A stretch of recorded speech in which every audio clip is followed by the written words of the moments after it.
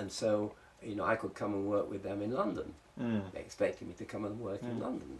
They arranged a flat, but this, as you can imagine from the story you've heard so far, Harlow was my destination, and I wasn't going to start commuting to London, because new towns were about living and working in the new town, and I led a charmed life, I suppose. I lived and worked in the new town, but not being restricted to the new town, because I travelled all over the place. I mean, you see Bath University on the front there.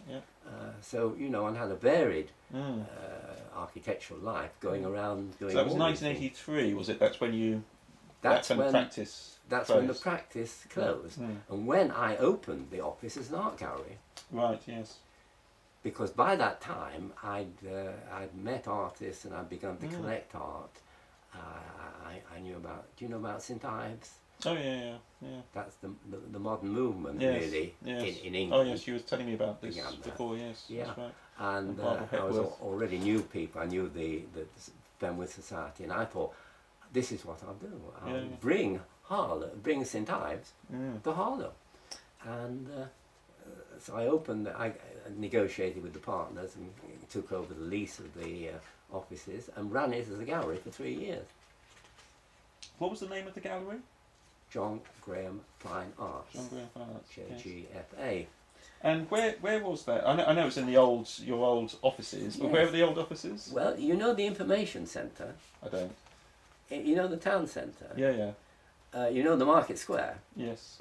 As you go from the market square to the square where the sculpture of the books is, and the cinema, the cinema which is used as a cinema, scandal, as you go there, you pass a bank, don't you? Right. And then you pass a building which has a circular window. That's the information centre. Oh, okay. Yes. And there's a small yard behind that. Right. And that's where the offices were. Oh. There was an entrance there. I don't know what's become of it now. And the building is still there. I think it's been converted into flats or something. But it was projected out over the cantilevered out over shop yards. Right. And there's a big office block opposite it. And their view is quite good. Whereas the view before was an office of shop yards. Yeah. But our offices were built, and that was the part that I ran as a gallery. And it worked very well as a gallery. I had exhibitions there for 3 years. And, so these were artists from St Ives? Yes. What, who practiced down in Cornwall? Well, they did at that time. That time, but we're talking about nearly 30 years ago. And I've only just recently got one of them, Jane O'Malley, who was the first person she had her first exhibition outside the Cornwall area at Harlow, and she has gone on to great things. She's now a well-known artist she lives in Ireland. Okay. And this was she sent me 7 catalogues of 7 recent exhibitions she'd had, and she doesn't have. She got to work before she can do an exhibition in Harlow. Maybe I'll get the Gibber Gallery sometime, but otherwise. Because there's a very strong link, isn't there, between the arts and Harlow? Because of Frederick Gibbard, yes, to start with, and that's one of the things we had in common. Yes, as I mentioned this to you when we were talking, as we came back from we had our meetings in London, the partnership meeting, and as we came back, if I was driving him, we would be talking not about architecture, but about the Royal Academy or artists, because he was a member of the Royal Academy. He'd been elected, and I think that was something that he was very proud of.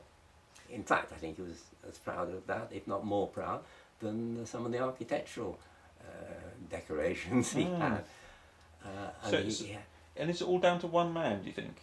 That link between arts in Harlow, or was it people or could it be said it was people at the Harlow Development Corporation who said to Frederick, let's have some arts, and Frederick got it organised, or was it? No.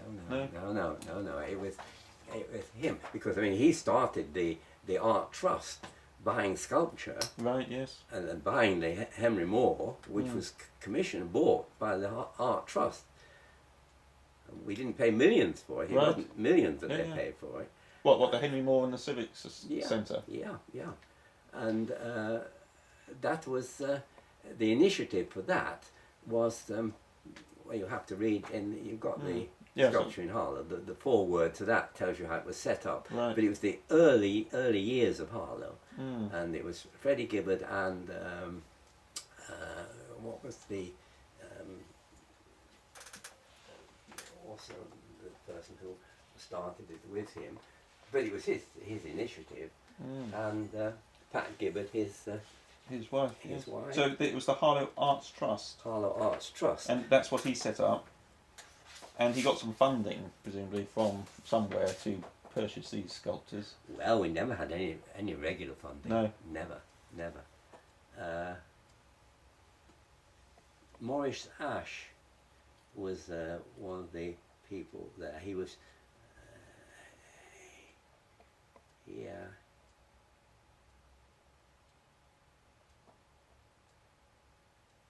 This is really. I'm not going to No. tell you how the Art Trust came into it, but the Art Trust was started largely on his initiative, Right. Yes. and it wasn't started by the Development Corporation. No. But it had some help from them. It didn't have a regular. Doesn't now have a regular income. No. Doesn't now have a regular income. Mm. So it's part of his view on what Well, cities it was should part be of about. his view about a town. Yeah. You see. Yes. Yeah. Yeah. And if you read his master plan, his ideas for the town centre, what there should be in the town centre, he talks about a gallery being Right. there, Right. so that people can do their shopping and then pop Yes. in and see this. Is there anything in that book about arts? Not about. About arts? Well, in... there is, because I'm trying to get it, but it says what a town centre should have. Not that he had to learn from them, because he was interested in art before, but it talks about a town centre having what it should have is a museum, three things: a museum, a theatre, and a concert hall. And this was middle of the war. They're talking about building town centres with those ingredients. In this book? In this Really? book, Yeah. which I got when I was 14 or 15, and it's got a theatre. It hasn't got a museum, but it has an art gallery, which didn't come about necessarily in his time. It wasn't an art gallery. It was his collection was exhibited in the town hall, but that wasn't a gallery which could accept other exhibitions. And the concert hall was going to be possibly built at the other end of the Civic Square. You remember there was no, you wouldn't. No, I wouldn't there was a Civic Square outside the town hall, Yes. and a space for a building which was to be possibly a concert hall. What's built there now? Space shops. Yes. Shops. Yeah. That whole area was given to the developer. Right. What of this recent? I'm on development? camera, so I can't say much more. Is this running, this camera? Oh, it is running. Oh, excellent. Yeah. Yes. No, that's fine. That's fine. There are shops there. Yeah. There are shops there. Okay. But that was not the master plan. Not the original intention. No. And if you think about it, that Civic Square was a public space. Yes. Did the council have the right to give it away, Yeah. or to give it to the developer? Because out of it they got a town hall. Yeah. But have they the right to give the Market Square to a developer to build a superstore on it? Question. Anyway, where were we? Well, we were about important buildings and how art came to Harlow. Yes. Well, yes. You see, he was buying paintings, and then he gave them to the Development Corporation, and to the council, and they were to accommodate them, so they built a sort of a gallery. Well, we planned a gallery in the original town hall around the top of the stairs. It wasn't made as a gallery, and it was only a gallery for the permanent collection, but that was art in Harlow. That was art in Harlow. Meanwhile, all the sculptures were going on. So there certainly was impetus for the visual arts. But music is another thing. Music's always been a strand in Harlow. I don't know how that started, but the Albani Quartet have been in the picture right from the early days, and ballet. And there was a documentary film called The Pied Pipers of Harlow, which was made in the early years about Harlow. A colour film, very good film. And that was showing how vigorous art and culture were in Harlow. And the Gibbard Gallery came about, in a way, through what we've been talking about, because the developers were going to build a new town hall, and they were going to house the Gibbard, the Moore sculpture, and the Gibbard collection, which was owned by the council, but no more. And they were going to the civic square, with the possibility of a cultural building, was going to disappear. So the civic trust objected to the whole development, and the council weren't happy about that. Of course, we couldn't stop it, but on the other hand, we couldn't. We weren't happy about it because it was. So, and there was no gain, as we could see, culturally. The water gardens were still there, slightly moved, and the water garden was surrounded by shopping, which was never the intention in the original master plan. And so we were against it. But in talking to them, I said, well, we're not getting it. If you were to give additional space, not just to accommodate the permanent collection, but to provide space for changing exhibitions, because the permanent collection has a limited interest. After a time, people have visited, don't come again. But if you have changing exhibitions, what they now call temporary exhibitions, changing exhibitions, there's a continuing interest and lots of possibilities. If we can have this space, then maybe we could reconsider it. So they wrote a letter committing themselves to providing this space and curating it, because who's going to curate it, and publicising it. And on that basis, and armed with that letter, I took the meeting, and the upshot of it was that we did withdraw our objection, unanimously, with the exception of Pat Gibbard. She was widowed then, and she never voted for the development around the water garden, and I respect her for that. I mean, it's not part of the original design. I mean, and things that were built, we were never, we knew the shops were modelled, but we never knew about these big units like Asda and so on, which don't have any particular character. But I knew, so that was it. But I knew we could stop it, but we could get something out of it, and what we got out of it is the Gibbard Gallery. Which is fantastic. Well, it has a potential. It's, to watch it, because it could easily slip back and be office space. Well, yes. It's now, the Art Trust, we are now, it's under our wing for a time, but we haven't got an income.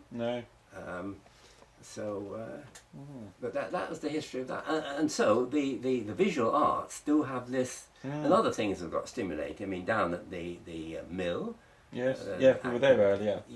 Nice. But I mean, that's been a private initiative. It's not really been offshoot of. Oh, absolutely, that. But yes, I think Harlow is great, and I only wish that the college was more involved in the arts. But you are involved now. I mean, you're involved in this sort of project. But when I had my gallery, I didn't have very much input from the. I'm not the college. No. I'm with the builder. Yeah. Yes. Yeah. But we're trying to get. I mean, the college is keen to get involved, and we're trying to get them involved in this new exhibition for the bunker. Yeah. But Well, that's see. semi-historical, isn't it? Yes. I mean, that's. No, but certainly for the building, the building of the exhibits. Yes. They could yes. be involved with that part. Yeah. Well, let's And- keep going to the gallery even when it's. Oh yeah, not. yeah, yes. And James here is with the college and getting involved on the journalist side. So no, it's fantastic. Well, you see, we got on her list of exhibitions. Here we are. Yeah. 1980, 84. Oh, She lists okay. there. Mhm. She lists the Jane O'Malley, yeah. and Yes. there were about 13 St Ives artists who came and exhibited in Harlow, and they drew interest from all around. Yes. I mean, there are people who have bought her work Fantastic. and would buy it again if she exhibited here, Yes. which she may do. Jane O'Malley, 2000. Fantastic. Well, you've been very kind with your time. So thank Well, we you could very go much on for indeed. hours, Well, as you realise. I've got to get James back to the college. No. Well, we'll get something written up. Yeah, I've got some copies. Do Have want- you? Yeah, it'll be. I Excellent. didn't give you one of those. No. You've got one of those. You've got I never one when got you it. were No, I never got it. Oh, You- well, when I run out, I'll have to be Karina given some said more. that you had instructed her to give me one, Yeah. but she said she was trying to sell someone a painting at the time.